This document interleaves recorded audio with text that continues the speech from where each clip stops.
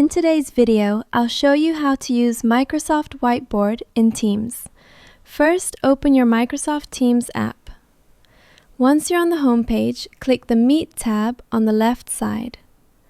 Next, click Create a Meeting Link, or you can also join using a meeting ID. For this video, we'll be using Create a Meeting Link. Click Create, then copy the meeting link.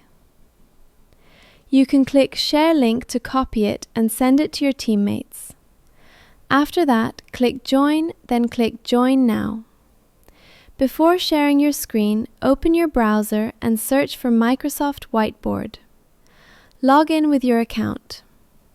Once you're on the Microsoft Whiteboard homepage, go back to your Microsoft Teams meeting. Click Share, then select Window and choose the Microsoft Whiteboard tab. You are now sharing your Microsoft Whiteboard window. At the bottom, you will see a small control window where you can turn your camera or microphone on or off and view the screen you're sharing. You can now start editing your whiteboard. During the meeting, you can write, add sticky notes, and include anything you want to discuss with your team.